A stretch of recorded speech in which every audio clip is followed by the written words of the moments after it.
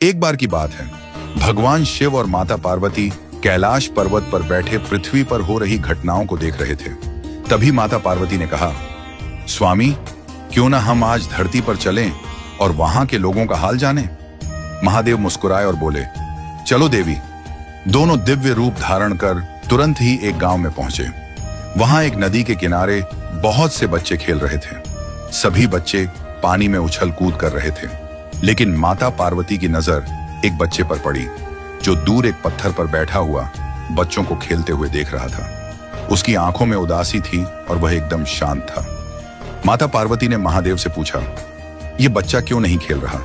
इसे क्या समस्या है? महादेव ने उत्तर दिया, इस बच्चे का एक पैर टूटा हुआ है, इसी कारण यह नदी में खेलने नहीं जा सकता। माता पार्वती का हृदय करुणा से भर गया।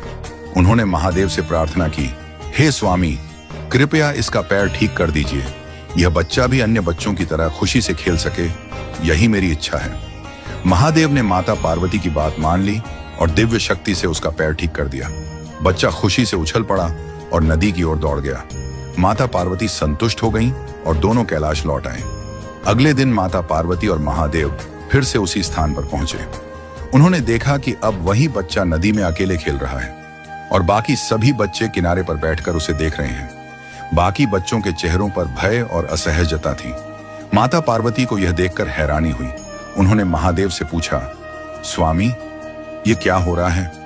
कल तो सभी बच्चे मिलकर खेल रहे थे, अब यह बच्चा अकेले क्यों खेल रहा है और बाकी दूर क्यों बैठे हैं? महादेव ने गंभीर स्वर में कहा, देवी, यह बच्चा पिछले जन्म में एक अत्याचारी राजा था। वह निर्दयता से अपने प्रजाजनों को पीड़ित करता था। अपने पापों का प्रायश्चित करने के लिए इसे इस जन्म में विकलांगता का दंड मिला था, लेकिन आपके कहने पर मैंने इसका पैर ठीक कर दिया। अब इसके कर्म चक्र में बदलाव हो गया। पैर ठीक होते ही इसने अपनी पुरानी आदतें अपना ली और इन बच्चों पर हावी हो गया।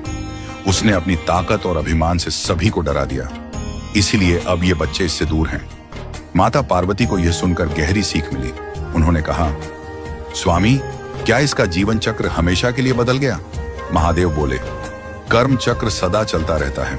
इसका स्वभाव और व्यवहार ही इसे नए परिणाम देंगे, लेकिन यही जीवन की सच्चाई है। हर व्यक्ति को अपने कर्मों का फल भोगना ही पड़ता है। कुछ समय बाद बच्चे के व्यवहार को देखकर उसके माता पिता ने उसे सही मार्ग पर चलने की शिक्षा दी। बच्चा धीरे धीरे अपनी गलतियों को समझने लगा और सभी बच्चों से माफी मांगकर उनके साथ खेलने लगा। सीख, कर्म का फल अटल है, लेकिन सही मार्गदर्शन और प्रयास से अपने कर्मों को सुधारा जा सकता है। स्वयं भगवान भी